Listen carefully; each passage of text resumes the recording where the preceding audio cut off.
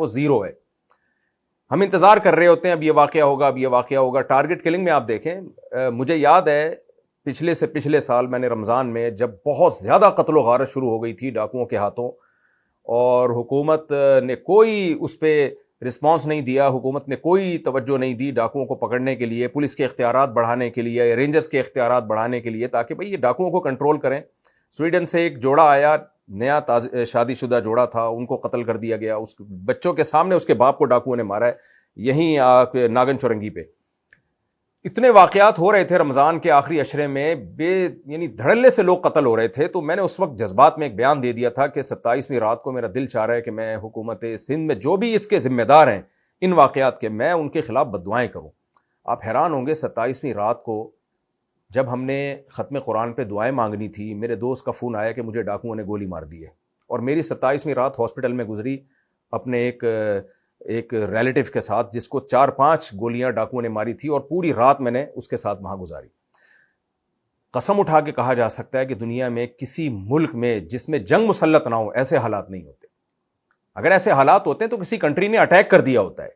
حکومتی نااہلی اور حکومت کے جو ذمہ داریاں ہیں ان ذمہ داریوں کو پورا نہ کرنے کے سبب ایسے حالات شاید پاکستان سے زیادہ یا خاص طور پہ کراچی سے زیادہ کہیں بھی اتنی بدحالی نہ ہو. 24 گھنٹے آگ لگی رہی ہے, 24 گھنٹے فائر بریگیڈ کی گاڑیاں آ رہی ہیں, پانی ختم ہو گیا. کیا یعنی پہلے سے انتظام کیوں نہیں تھا؟ اور پے در پہ واقعات آپ KPK میں دیکھ لیں.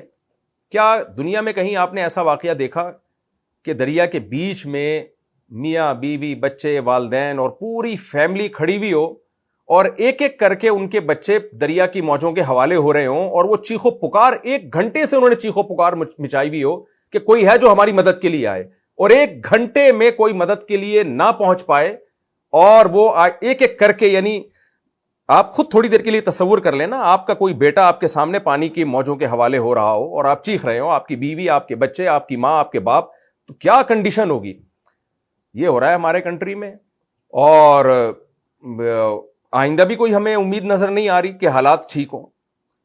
تو ہوش کے ناخن لینا چاہیے. میں یہ احتجاج اس لیے ریکارڈ کروا رہا ہوں, الحمدللہ بہت سارے لوگ جو بھی سوشل میڈیا پہ ایکٹیو ہیں وہ اپنا احتجاج ریکارڈ کروا رہے ہیں. حکومت کی نااہلی, جب تک ہم اس طرح بھرپور طریقے سے احتجاج نہیں کریں گے, گورنمنٹ حرکت میں نہیں آئے گی, متعلقہ ادارے حرکت میں نہیں آئیں گے. آپ دیکھیں 1200 چھوٹی چھوٹی دکانوں پر مشتمل ایک مارکیٹ ہے, اس میں آگ سے بچانے کا کوئی انتظام ہی نہیں ہے. یہ سوال سب سے پہلے اس کی ذمہ دار حکومت ہے, اس کے بعد متعلقہ ادارے ہیں, اس کے بعد وہ بلڈرز بھی ہیں جنہوں نے بلڈنگیں بنائی اور ان کو یہ انتظام نہیں کیا کہ یہاں اگر آگ لگ جائے گی تو اس کے لیے ایگزٹ کیسے ہوگا, لوگ بھاگیں گے کیسے.